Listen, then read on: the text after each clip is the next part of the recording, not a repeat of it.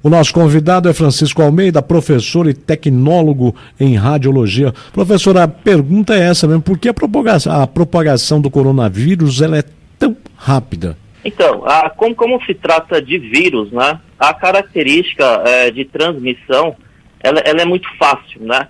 A base de um contato simples com o indivíduo que está contaminado, o próximo, né, o outro ser humano também pode se contaminar. Então, por ser essa característica mais de passar, né, ser humano para ser humano, a epidemia, obviamente, ela é muito grande.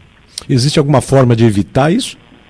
Então, existe, né, porque assim, quando falamos de contaminação, principalmente quando você lida com característica viral, né, você subentende que se você tem uma higiene pessoal, né, lavar as mãos, toda vez que você está, por exemplo, né, um transporte público, cumprimentou alguém, né, não levar a sua mão direto para o seu nariz, para a sua boca, enfim, esse é o meio, né, de você evitar esse contágio. Tá. Se cuidando que você consegue evitar aí. E no Brasil, né, como é que está essa situação, professor? O senhor tem acompanhado de perto, tem acompanhado as pessoas que estão em quarentena lá em Goiás?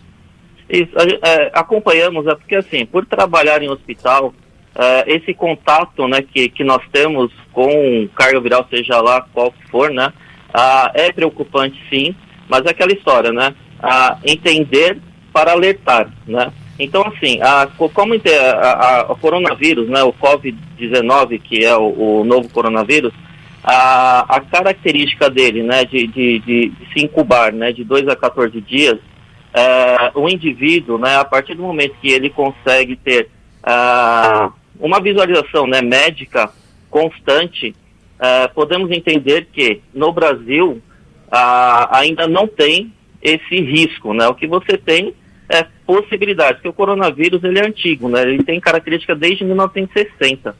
E todos os seres humanos, né, já um dia pode ter tido contato com esse coronavírus, mas não com o Covid-19, né, por causa da mutação que houve. Ele é da Jovem Guarda, esse coronavírus aí, né?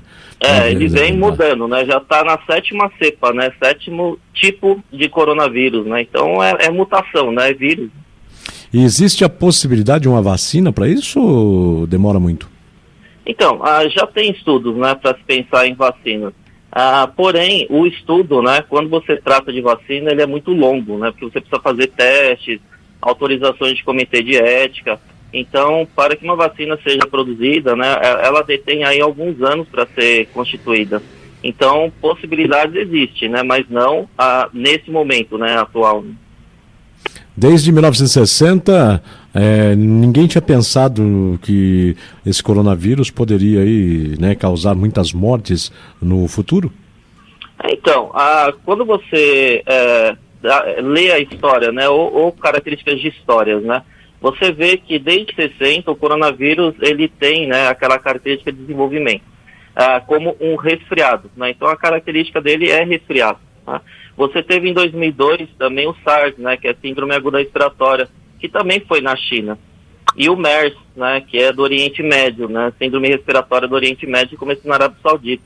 Então essas evoluções existem, mas como você pensa em característica viral, ele tem a mutação. Então isso que é difícil você ter um controle, por exemplo, de vacina, né? Você pode ter a vacina, mas se ele mutou o seu gene, pode ser, né, que o ato de ser vacinado precise de uma nova, né, uma reformulação nova e assim por diante. Então é bem complicado quando você lida com isso. Doutor, detectou que está com o coronavírus, e daí? Então, é aquela velha história, né, o coronavírus, por ser uma característica de gripe, né, febre, dor de garganta, coriza, a ideia principal é que o indivíduo, um ser humano, enfim, que suspeitar, né, é legal que ele vá, procure o médico, se oriente, né? Mas é aquela velha história, o coronavírus ele tem a sua característica de autocontágio, mas a mortalidade dele é muito baixa, né? Então você tem características simples no ser humano, desde que a imunidade dele também seja boa. Então é óbvio que se você pegar uma pessoa com 20, 25 anos, saudável, alimentação adequada, provavelmente ele nem perceba que ele adquiriu essa patologia, né, essa doença, né? Pois bem, então crianças e idosos, como a imunidade é baixa, né, característica da idade mesmo, então os sintomas acabam sendo agravantes. Aí pode ser o caso, né, de uma coronavírus atingir região baixa, região pulmonar, e a partir daí você ter uma síndrome respiratória, que esse é o caso grave do coronavírus, né, que ele é chamado de SARS. E quais são os sintomas do coronavírus? Então, os sintomas, o mais simples, né? Uma coriza, aquele olho lacrimejante, né? Aquele nariz escorrendo, um simples resfriado, por exemplo, né? O perigoso é quando começa dor de garganta, começa a tosse, e o mais arriscado, né? Que é a falta de ar, que é quando atinge a região pulmonar. É esse momento que é o preocupante do coronavírus, que todo mundo tem que estar alertado, né? Mas aqui no Brasil, ainda é muito cedo você dizer que se preocupe com essa doença, né? Ainda está muito localizada na China, né? Óbvio, outros países também, mas o foco mesmo ainda está lá, né? Com a chegada do outono, do inverno, agora pode piorar a situação aqui no nosso país?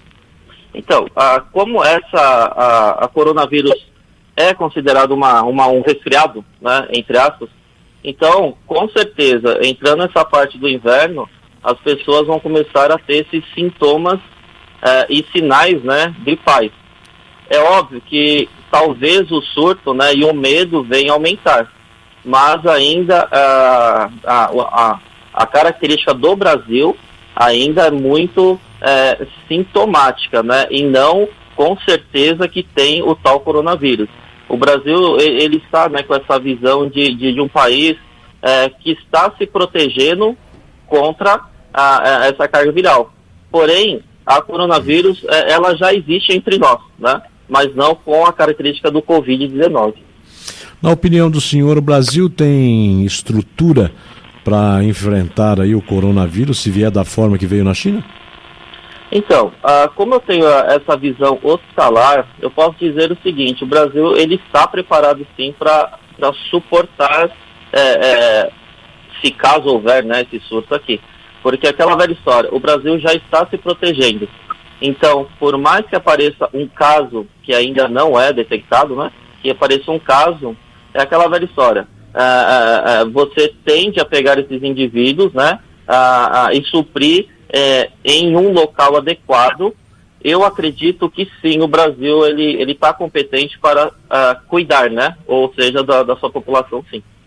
Bom, nós temos agora o carnaval nessa semana, né, em muitos estados aqui do país, né, muitas cidades, já começou aí há dias, mas a gente vai receber muitos turistas aí, e agora todo cuidado é pouco, né? Pois é, o São Paulo ganhou até, né, em números de turistas para esse carnaval, né?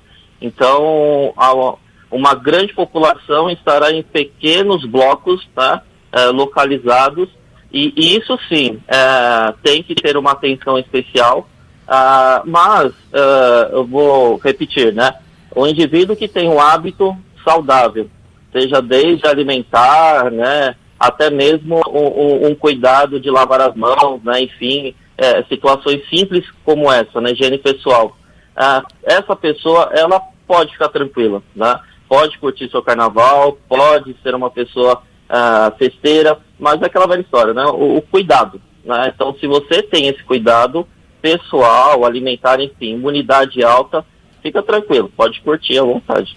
E tem gente que depois que toma umas aí partilha o mesmo copo e aí vira uma bagunça danada. Esse é o problema, né? Conversamos aqui com Francisco Almeida, professor e tecnólogo em radiologia, e falou ao jornalismo da cidade.